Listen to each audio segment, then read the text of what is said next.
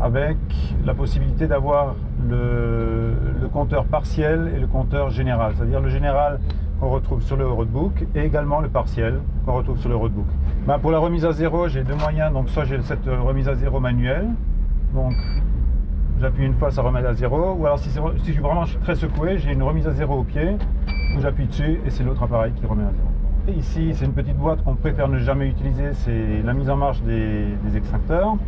Et ici, en haut, pas trop visible, mais c'est une nouveauté pour cette année, c'est le gonflage et dégonflage automatique des pneumatiques en course. Donc tout en roulant, on peut gonfler, dégonfler et gérer chaque roue séparément, tout en roulant, sans s'arrêter. Manfred fin prêt à affronter les 406 km de cette deuxième spéciale. Une journée particulièrement difficile et qui a fait des dégâts. Mazioka préférait s'arrêter à cause d'une température du différentiel anormalement élevée. Problème également pour Souza, Al-Moutaoui et Luc Alphand, pourtant deuxième au troisième point de contrôle.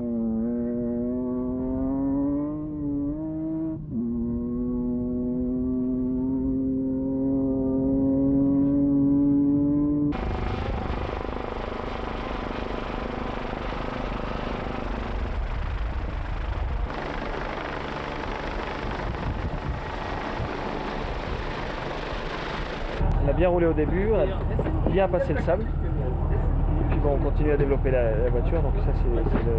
Puis après on a eu un souci de pompe à essence. C'est dans la grande ligne droite, Ouais. 35 km là. Au bout de la ligne droite, qu'on roule, parce que ça roule bien. Hein. T'étais à combien de vitesse maximum là? Je sais pas. C'est Pas de compteur. Oh mince. Non mais ça roule vraiment bien, je pense. Ouais. Et même Avec dans le le sable, GPS, tu peux voir avec le GPS, tu sais la vitesse. caché, mais je sais pas, le GPS c'est le copilote. Ah. Faut que tu demandes au copilote. Non, ça passe bien dans le sable, c'est vraiment une bonne voiture. Moi je me régale. Ce qu'il faut, c'est la troisième course à peine. Donc, les vraiment, jeunes. c'est le premier gros sable chaud. Et donc ça je pense que c'est super pour le Dakar. Est-ce qu'on a des années avant le Dakar? Disons qu'on a 6 semaines. Et donc en 6 semaines, il faudra que ça avance, quoi, parce que ce qui nous arrive aujourd'hui, c'est vraiment le petit truc bête et perdre 5 heures. Parce qu'ici, on perd 4 heures et on peut sortir d'une étape. Ouais. Tandis Sur le que Dakar, tu peux te retrouver vraiment coincé et après, tu peux arriver à suivre. le problème du Dakar, c'est que c'est le train, t'es plus dans le voilà, c'est le temps qui te rattrape et quand le temps est parti devant, Mais difficile de le rattraper. j'ai vu ça parce que t'es pas passé en avance aujourd'hui. Hein. Ah si, encore que t'es passé. Je passe en avance. T'es passé. Remarque non, t'es parce qu'avec Biazion, quand tu es passé à côté de nous là. Ouais. J'étais devant Biedzone à un moment, CP2, ouais. Ouais, voilà. Après t'es. On a jardiné 20 minutes. Manfred, c'est Oui, je sais où il est allé, Voilà. Manfred. qui est à gauche. Voilà, il est allé à droite. Voilà. Nous, on n'a pas jardiné. Ouais, on est allé à droite, Voilà. on est revenu. Manfred, il était au point, il dit le point GPS il est là, donc c'est pas là, c'est à T'es obligé gauche. de remonter dans les grands machins. Non, non, on est reparti à revenu gauche, on a fait À gauche. à gauche, Ah, 5 bon. km, on est revenu. Ah ouais. Puis après il m'a dit bon, allez, tout droit, on va au point GPS. Et on a fait. Et t'es monté dans les trucs. Ouais, Voilà. c'est passé. Tiens, l'expérience, ça compte. Il y a Hein 2 ans, j'ai fait la même connerie. Et voilà. Ah voilà. Et le vieux renard, il est à droite, et je l'ai fait. Les 4 ce soir, général. Et ouais. C'est bien. Mais demain, ce sera peut-être lui. C'est l'expérience qui parle. Jean-François qui va effectivement aux nouvelles, car entre les problèmes des uns et une super journée pour lui, le pilote du Challenger réussit le 4e temps. Aucun problème si ce n'est un peu de jardinage, mais surtout une boîte de vitesse qui fonctionne à merveille. Jean-François qui passe de la 14e à la 4e place du général.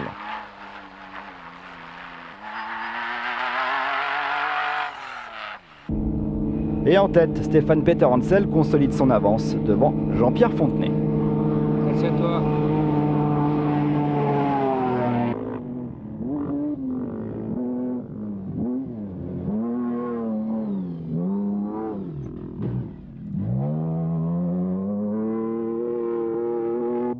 La 3e étape de ce rallye est certainement la plus difficile. Dans le clan Mitsubishi, on a su surmonter cette épreuve. Hiroshi Mazioka avait hâte de se rattraper après une spéciale écourtée la veille. Il signe le scratch. Miki Biazion termine 2e, suivi de Stéphane Peter Hansel qui a préféré gérer puisqu'il avait au départ de cette 3e spéciale 40 minutes d'avance sur Jean-Pierre Fontenay. 4e du général hier, Jean-François Guinaud était confiant, tendu mais confiant.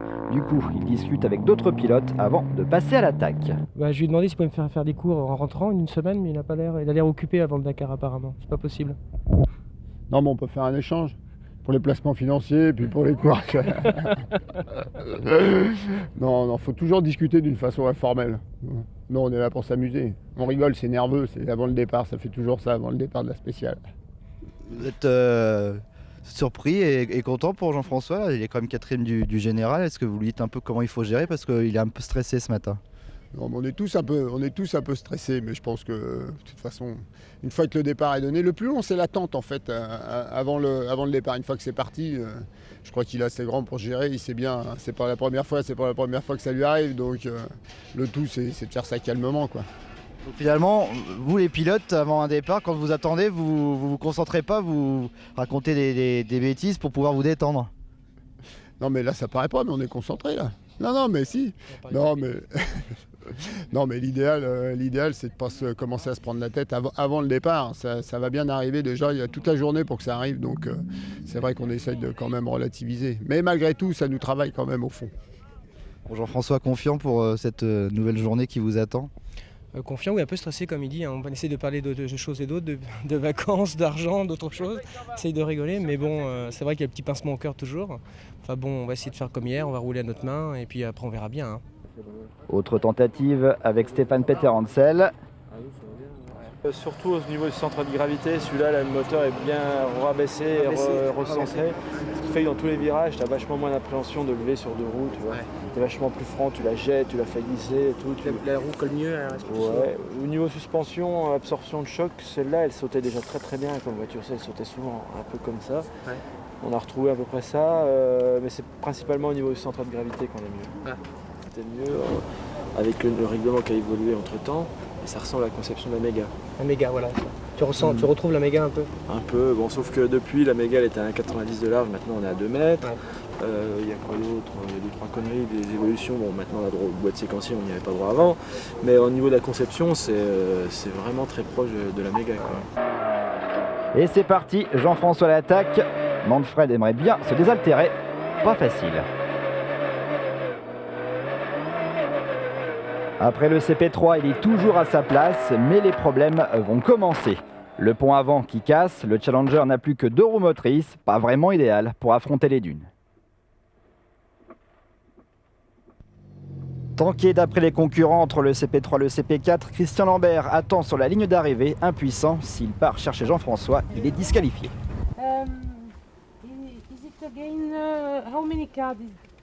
Dans ces cas-là, on est bloqué ici, inactif, alors qu'on a une voiture sur la piste et qu'on pourra aller dépanner. On a tout ce qu'il faut, mais on ne peut pas rentrer sur la piste tant que le contrôle n'est pas fermé et qu'on n'a pas l'autorisation de l'organisation.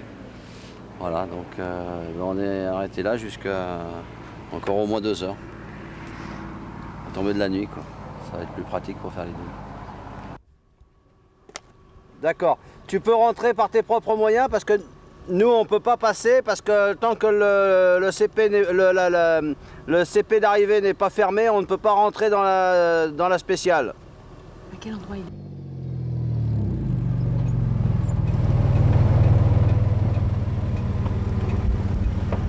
est ? Mais finalement, Jean-François arrive. Les choses ne se ressemblent pas. Non. Exactement, c'est ce que je dis toujours. Tu verras, au contraire, c'est incroyable. Dans le shot, ça a cassé le pont. On passait de dune à dune. C'était un tout petit jump. Clang. Il devait avoir quelque chose avant, à mon avis. Il a mis le bord. Non, mais il y a peut-être eu quelque chose qui s'est passé dans les dunes. Parce que j'ai regardé mon cahier. Sur mon cahier, il a été mis neuf, mis le bord. C'est comme la boîte. Sans borne. Ok, bon. Il faut sortir de la zone. Ouais, faut sortir de la zone. Bon, vous soyez là quand même. Jean-François termine 20e du jour. Il prend 4 heures de pénalité, se retrouve 16e du général. On était donc planté à 30 km de l'arrivée, enfin du CP, CP4, et c'était que de la dune, et on nous avait dit que les 15 derniers kilomètres c'était infranchissable en 2 roues motrices. Donc on a essayé quand même. On a pelleté toute la journée, après on a avoir des malaises. On a bu je sais pas combien de litres d'eau, enfin bon, c'était l'horreur. On a pelleté toute la journée. À un moment, on a fait 10 mètres pour sortir d'une dune. 10 mètres, on a mis 1h30. Par petits coups comme ça, en mettant les plaques, en mettant les plaques. Enfin, l'horreur, quoi. Donc sale journée à oublier. Puis demain, je pense que ça ira mieux. Et voici la cause de la panne.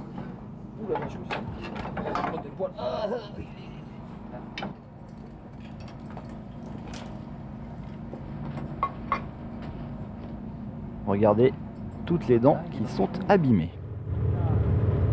Et histoire de tout tester avant le Dakar, c'est l'embrayage qui va lâcher le dernier jour.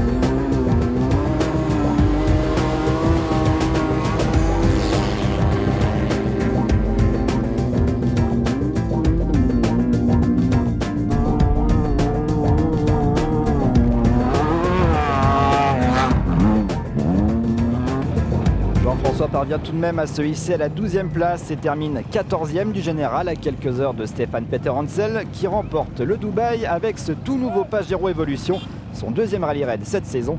Stefan Peter Hansel qui s'était déjà imposé ici en 96 en moto.